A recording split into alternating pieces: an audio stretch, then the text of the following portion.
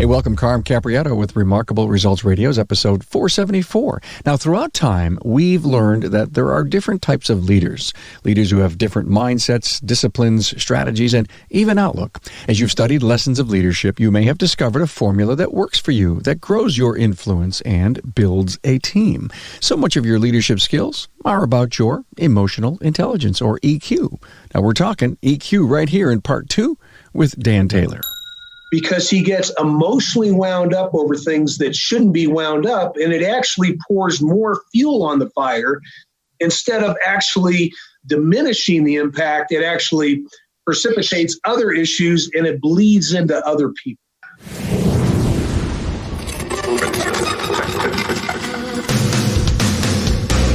Welcome, aftermarketers, to Remarkable Results Radio. Listen to learn just one thing from today's episode on your journey to remarkable results.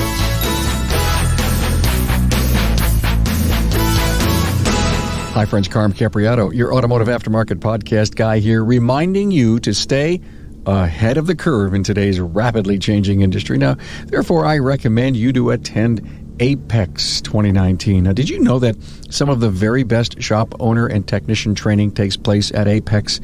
I bet you didn't. You'll see the future there, I guarantee. Now, plan to be there November 5th through the 7th. You still have time. It's at the Sands Expo in Las Vegas. For information, visit aapexshow.com. You can still book and be there, and I hope to see you there. And actually, I'll be at Apex with my studio, and I'll moderate a panel, and we'll be doing a live Carmcast in the Town Hall Academy. And the Town Hall Academy is going to be another shop tour experience that you're invited to. Watch my social media for all the details. You know, I'm a big coffee guy. I can't do an interview without it. Hey, let's do Java together. You know I love my coffee, and now you can buy me one, only if you love what we do here on the Aftermarket's premier podcast, The Coffee Club. It's at remarkableresults.biz/coffee. Hey, now let's talk EQ, or emotional intelligence, and its relevant effects on leadership. Now, EQ can be summarized as self-awareness, self-responsibility, and a great amount of reflection about your feelings. Effective leadership accounts to the understanding of one's emotions and the effect it can cause to those around you. I'm with Dan Taylor for the second time, who is a business consultant and coach at Transformers Institute. And Dan provides us the details and elaborates the intricacies of leadership in actually layman's terms. Welcome to the second part of our EQ series. Find Dan's bio, key talking points, links to the previous EQ episodes, and more at remarkableresults.biz/E474. I know you'll get a few great takeaways from this, and here's mine. What I am unaware of controls me. What I am aware of empowers me. Enjoy. Hey, a warm welcome to Dan Taylor, Senior Business Advisor, Transformers Institute. Hey, Dan. Good morning, Carm. How are you, sir? I'm terrific, man. You are back for part 2.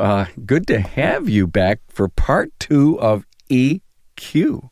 It's good to be back. Absolutely. What the hell's EQ? Okay, so if anyone has not listened to part 1, and part 1 was in episode 461, where we talked about emotional intelligence, and that's what EQ is, and it really helps form and brings your leadership levels to a much more heightened state, if you will. And I'm not proposing to be an expert, yet I have attended a class a bunch of years ago on this, and it really helped change and form my life. A week-long class, Greg. Can you imagine being deep in your emotions for 5 days?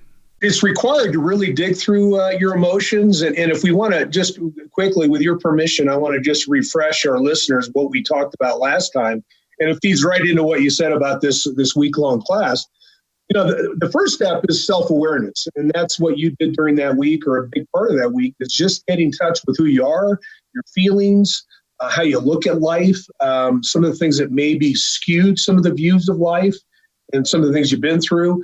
It certainly dives into self-development. How do I improve some areas that I might want to look at becoming a better person in, being more sensitive to others, holding myself accountable in some areas and improvement.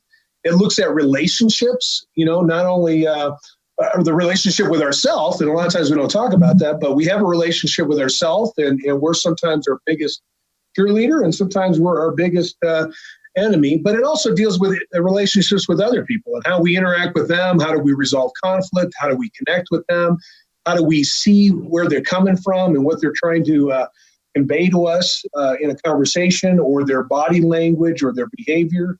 It also talks about, we talked about self-responsibility and owning what we own. And I think I shared with you before that I was an elementary teacher for several years. And one of the biggest challenges with kids and their parents was just owning stuff. And there's this incredible amount of buy-in from people around you when you have a sense of humility and you're willing to apologize for stuff. And you're willing to say, you know what, I was wrong. Just work with me. I accept it and move on. And a lot of times leaders will have this false bravado that they're always right and everything's fine. But it's just the opposite. When people step up and say, you know what, I missed that one. That's a great area that we need to work on as leaders. We seem that we have to always be strong. We always have to be, all-knowing and all-seeing. And the vulnerability piece that you just said, be able to say, hey, I'm not perfect. I goofed. I like to say goofed rather than I'm sorry sometimes, or when I make a mistake, because it's human not to be perfect. Yeah, I had a life coach years ago that I actually worked with, spoke into my journey, said, saying sorry is a weak word. Just apologize. I like your approach. You know what? I goofed up, and you're right. We're just humans. And then that last element that I wanted to, just as a refresher, it's the reflection of feelings. And I wanted to share one story on that. I was working with a client, and he had kept one of his service advisors on for probably, in my estimate, a year longer than he should have. And I asked him, would you please reflect for me, what did you learn from this? And he said, you know what? My emotions got too intertwined, and I kept trying to save this guy, and I kept trying to maybe own his issues. I cared more about his success than he cared about his own success. So it was good to get him to reflect on his feelings and figure out where his decision processes got a little bit off kilter. But Dan, he didn't think he was wrong. I mean, he really felt that he could turn this individual around, yet his business wasn't working well. Indeed, you're spot on, which we talked a lot about this last time. There's this balance act that we all have to play about caring about our people, sincerely caring about them as human beings, individuals, their families, and their well-being in life, as well as their well-being as an employee. But there's also this accountability factor. And what happened was that kept getting skewed with this individual, and this owner was he would journey with them a little bit, hold them accountable, he'd backslide, and they'd start the whole process over again. So it wasn't the fact that he cared about the guy, it was the fact that he really somewhere lost that balance of holding his employee accountable for his action. It's a great story, and I'll bet you there's thousands of people out there that are going to be able to say, sounds like me. We're human beings that care about the people who work for us, but may not necessarily lead them in the right way. And that's what so much of EQ is about, learning how to be a better collaborator, a stronger influence on people. And you would say, hey, I can turn this person around. The minute you said that, I remember people that used to work for me that I say, the guy's the salt of the earth, but he just doesn't get a few of the things that he's supposed to get. And I kept hanging in there. And a couple of times I just had to pull the plug. It felt bad to do it, but I knew it was right for my business and team. And a couple of times I waited way too long, but it actually flipped and it worked and became a model employee because, I saw something in this individual that I thought would be right. But you're right, it's balance. Where do you get it? How do you know? So, Carm, that's a great point. Let me bring up something else here. So when we look at effective leadership, you must have a solid understanding of your own emotions and the actions that they affect people around you. And better leaders will relate to and work with others, and it becomes a more harmonious and productive team environment where you get more out of people and your team. And I always ask these open-ended questions. Is there anybody that doesn't want that kind of environment? Everyone in the class raises their hand, and then you proceed to explain to them how to make that happen. Correct. And here's some things, a short list of interpersonal and intrapersonal areas of the EQ or the emotional intelligence that directly impact leadership. So I want to give you a list of things, and then let's dig into a couple of these and give some examples of what that might look like in the workplace. So knowing what drives you, we talked about that motivator, what motivates you, what motivates others, ability to control unexpected emotions, and those are going to pop up at times. So what does that look like to you? Knowing your own motives, and sometimes those are really deep. You need to understand what motivates you. Taking initiative, that's, believe it or not, a portion of emotional intelligence is taking initiative. Taking measured risks. And we're not talking about putting it all on the line, all in, kind of Texas Hold'em poker style, but take measured risks that allow your company to grow and prosper. Taking responsibility, and we talked about that, owning things. Calm and balanced. That's huge today. Calm and balanced. I love that. Self-confidence. How often do people end up shortchanging themselves because they just don't have the confidence? Master communicator, and we'll talk about what that might look like. A team player. Now, you might be the coach of the team or the team captain, but being a team player, people will sense that pretty quickly. Critical thinker. If your emotions override your objective thinking, then you can't be a very, very good critical thinker. Time management, setting priorities. It's amazing how distorted that gets because emotions get in the middle of that and override things. Flexibility. How flexible are you as a leader? Empathy. Can you put yourself in the shoes of another person? And then the last one for today's conversation is positive attitude. And I know sometimes in our industry that could be frowned on because it's not machismo, but having a positive attitude. So if we look back at those things, Carm, your eyes perked up when we mentioned calm and balance. We need a lot more of that in our world. No doubt. No doubt. So let's break that up. Calm and balance. Let's talk about the balance part first. The balance part is, you've got to understand your life is made up more than just work. And probably the simplest quadrant or four part might be spiritual, relational, those around us, work and play. And how do those things balance out? And I know when I look at my own quote unquote balance wheel, I figure out pretty quickly most of the times that I'm way out of balance with the work life. I don't spend enough time playing. The relationships suffer because of that. And it even has an impact on my spiritual journey through life as well. So that balance part is really important. I wanted to share a story about the calm part. I'm working with an organization, and actually he's one of your regular visitors. I'm working with his son. And when I was talking to him, I said, what can I do the most to help your son progress in his leadership, personal development, professional development? He says, I need my son to be more calm, because he gets emotionally wound up over things that shouldn't be wound up, and it actually pours more fuel on the fire. Instead of actually diminishing the impact, it actually precipitates other issues and it bleeds into other people. Let me ask you a question about age, maturity, life's experiences. How does that all play into the situation? Part of it is, as guys, especially, and I know most of our audience is guys, and I think it's fair to say that women mature quicker than guys. I think as guys go through their 20s and well into their 30s, they're just trying to figure themselves out, and they're trying to understand where their emotions are allowed and not allowed. And we talked about this in our last episode, how society really wants to squash, push down, and tell us emotions are not acceptable coming out of men, especially when you're talking about sadness or empathy or some of these things that might be considered softer, but yet in the end of the day, as a leader, they're really impactful to have. So as we go through, and you talked about age and maturity, it's really imperative that we give people permission to grow through those things, mature through those things, and that's really what this journey with this owner's son is. And we've made a commitment for a year that we're just going to work on soft skills. We're going to work on these maturing issues.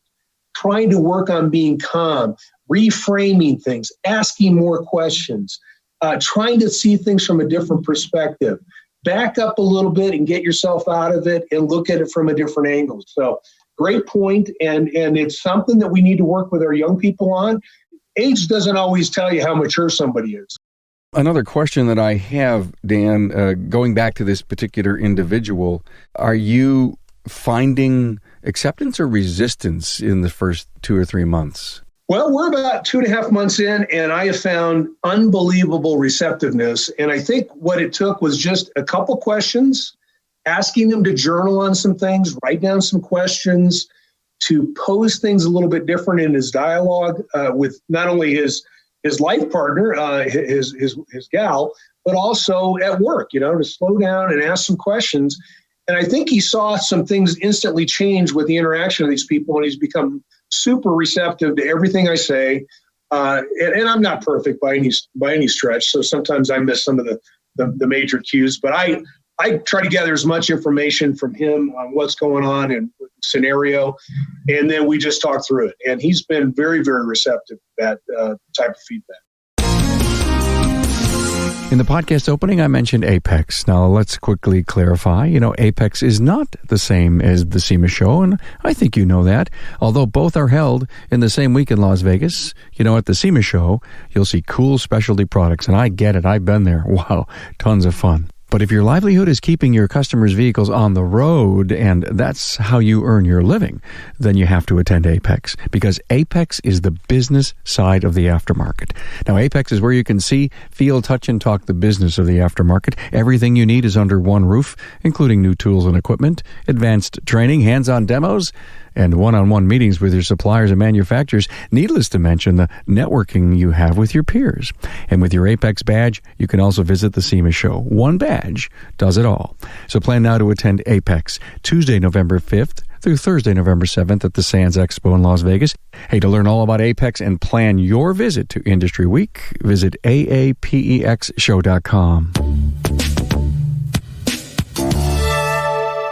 What about self-confidence, and what about relationship with Dad? How does that figure in?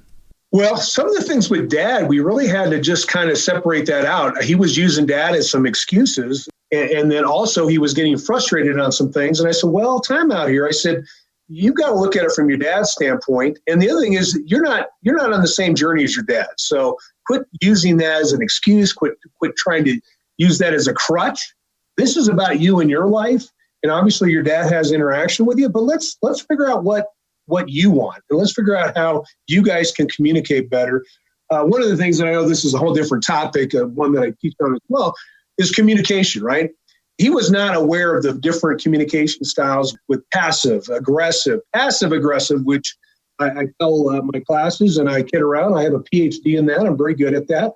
And then assertive, right? And so we had to repackage or reframe his thinking when it came to communication with his own father. And we really dug into what's going to be the most effective way to communicate with your dad. So he shared with me last week. I had weekly conference calls with him. And he said, you know what? I'm doing so much better on this assertive communication, and it has gotten rid of all the drama in my life. I don't spend all this energy trying to figure out things that are not being disclosed. And I'm just having much more productive conversations, and we get further faster by being assertive. So it was really great to see him engage in some of those things, take them on, and use them in his daily interaction. Perfect. Loved it. Great answers. Thank you so much, Dan.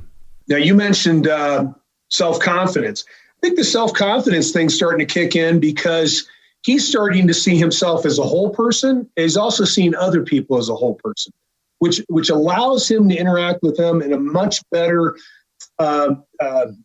harmony within those relationships. And it just keeps him on track with them instead of him thinking of them as objects or him only thinking himself as the owner's son and up and coming district manager, general manager. This particular owner wants to expand. And that's why we engage with this guy wants 3 or 4 or 6 shops. And he wants his son who has the skill sets. This isn't one of those questions whether the son can do it or not, but he needs his son to mature up, have that self-confidence, be able to communicate effectively and assertively with all of his employees, and just kind of have a better balanced life with a more mature view of how the world works and how life works.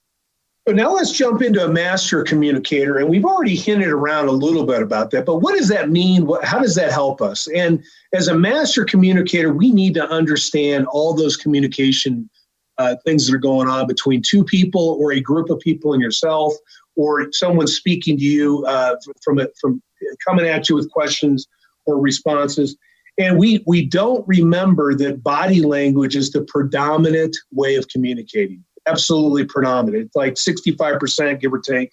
Huge part. You've got tones and of emotions, tones of your voice. So tones are usually the undercurrent of emotion that's going on. It's the speed you're talking. It's the emphasis on certain words within that. You can say, when are we going to eat grandma? And that's just an open-ended question. Or you can say, when are we going to eat grandma? As if we're going to actually eat her. So you can very quickly get the message off. And then there's the actual words, right? And the words we know are less than 10% of the actual communication with somebody. So when we're talking about being a master communicator, and we talked about this in our first section, when I mentioned I had a conversation with a shop foreman and his arms went up and his body went back, and I knew he was closed out. So being that master communicator, we need to be able to identify those things quickly and break them down. And as a person speaking as a master communicator, you can probably see all the darn damn emotions that they're all having, glad, sad, mad, or scared based on what you're saying. And if you can, I guess, assimilate the fact that you're speaking and you're also being a receptor at the same time. I mean, that's hard to do, but you can practice that. So even if you're in a one-on-one conversation, like you say, be so aware of not only what you're putting out, but what's coming in. Right. Great point. And Carm, here's what this EQ stuff really makes an impact. When you say something to me, I have to know what emotional filters I potentially running those through. Because your message might be one thing, I run them through my filters, and it gets skewed or distorted. And something that you said completely out of innocence, just trying to, convey a simple act, I take in emotionally and I get wound up and bent out of shape. I know personally that's happened to me, and I know it happens to other people as well. So when you're talking about that back and forth, it's very, very complex. Can I learn to be a master communicator? 100%. You've got to learn how you've got to learn what makes up communication, the different styles of communication, going back to the emotions. You've got to be in touch with how you are processing things through your own emotional filters. And then you've got to ask clarifying questions, slow down, be a better listener. Probably a ton of emphasis on that, right? Yeah, thank you for nailing that. I was kind of hoping you would go to the listening piece, but yes, absolutely right. And we've talked about it on the show before, but I will stand up here and say that please, everyone, learn how to be a really good listener. It's magic. Yeah, clarifying questions. The good Lord gave us 2 ears and 1 mouth, and it's the 2-to-1 ratio. It's probably even stronger than that. It's probably 10-to-1 ratio. You wanted to talk about empathy. At the end of the day, and I think probably the simplest one that most of us will know is being able to put yourself in someone else's shoes. And I think sometimes people get confused between sympathy and empathy, right? Sympathy is you're feeling sorry for them. Empathy is you're just trying to put yourself in that guy's shoes. So, I shared with you before I got on this call, I had a sewage backup in my house last night. I had a little bit of turmoil for a couple hours trying to figure that out. And it wasn't major and it didn't cause any long-term damage, but I could tell you could sympathize or empathize with me completely on that point, because it's like, okay, here's a guy going through life and all of a sudden his whole life gets disrupted. And guess what? Sewage backup in your house. And again, it wasn't a major thing. But everything else stops, and that becomes the most important thing. Critical. By the way, Dan, I sympathized with you, and I empathized with you. Good point. And as a leader, right, we've got these scenarios where things are happening in our employees' lives, our customers' lives, and we need to just slow down just a little bit and empathize with them where they're at, right? Their life has been altered, their trajectory for the day has changed. Sometimes these are massive things and sometimes they're minor things, but just be able to connect with somebody on that one moment. It doesn't need to be drawn out, dragged out for hours or days, but just in that moment, be there with them, empathize with them. You'll get so much more energy and appreciation out of them, respect, and they'll work harder for you. Or they'll do business with you more readily and not push back. Back in the class that I took on EQ, Empathy to me was gaining deep insights into the needs or emotions of another, attempting to put myself in that place. And I learned about sensing and understanding others' emotions and their motivation and taking an active interest in their needs and concerns. As a leader, boy, that surely defines the value of empathy. Correct. You're spot on. Great definition. Great observation. And I also learned that you can't be empathetic without being involved. You have to have a relationship with that person, right? You've got to journey with them a little bit. Now, it doesn't mean you have to have a long-term relationship, but if let's say it's a client that you don't know very well and they walk up and they say, tell you something's going on. I think the way that you connect with them, like you just mentioned, is you give them your full attention, right? Your eyes are on them, back to body language. Eyes are on them, your head's nodding, your ears are perked up. You put aside everything else and you just focus on them for a short period of time. You're present. Love it. Oh, thank you. I appreciate that. And just think about being a leader of your organization. As I said, getting involved with them or at least knowing them. How could you lead someone in your team without having empathy for their life, their situation? And, we go back to, can I help them reach their goals? Well, part of that is having empathy for their life situation. Good stuff. This is so well working, Dan. I'm glad you're back for part 2 because we're really trying to help anyone who's listening how to become a better leader and be in touch with themselves. You really have some good stuff. Would you come back and do a part 3, by the way? Absolutely. Be glad to. And I'm just thinking out loud. I'm already thinking, how can we discuss this and share with your listeners how culture can impact this stuff? How cultural EQ can make an impact on the overall organization and its impact on the community, its customers, its employees, those employees and their families, and really make a really incredible impact by the entire organization, the culture, having a higher level of emotional intelligence. I'd love to come back if you would allow me. And we will. Now, one of the final things that you wanted to talk about was positive attitude. Yes. When you're around people that have a positive attitude predominantly all the time, it is amazing the energy level you get from those folks. Quick story, I worked with a guy and he's still connect with him quite a bit. He's really a very close friend of mine. And, he works with professional organizations, sports teams. He works with the Navy SEALs. He's worked with the White House staff, not the particular political party that's in there, but the entire White House staff that serves the president and the vice president. And this guy's one of the most positive guys I've ever known. I've known him. His name's Rod Olson. He's wrote 3 books. Known him for about 15 years. He is by far one of the absolute most positive people I know. He does not let negativity in. And what I mean by that is he's realistic, but he has always got a positive mindset on everything he does, his interaction with people. He's got guys running through walls for him, and he is a magnet. People will do anything for this guy, me included.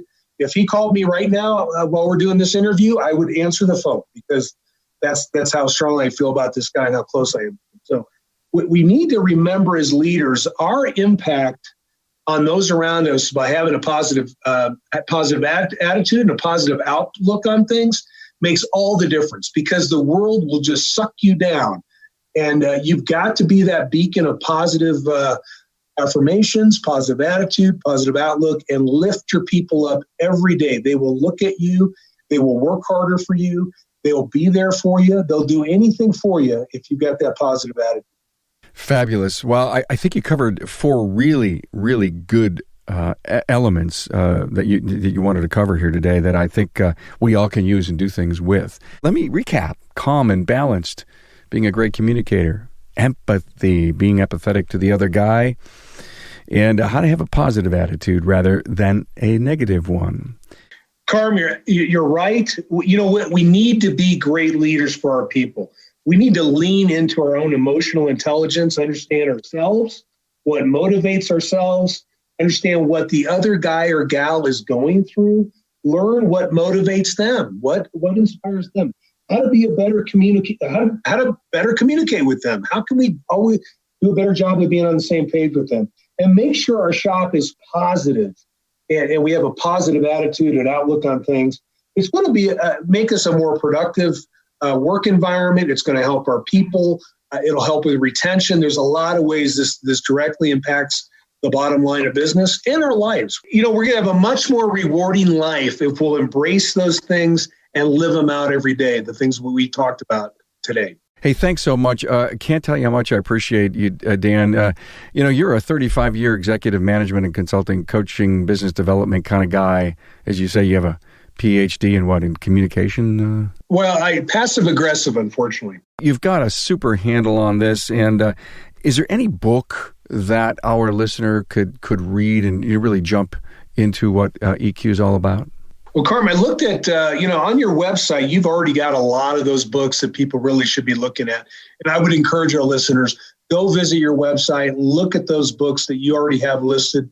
You've got dozens of great books that would help in all those areas, especially when you look at the foundational pieces of EQ, emotional intelligence. A lot of those will directly impact your growth, your professional and personal growth in those arenas.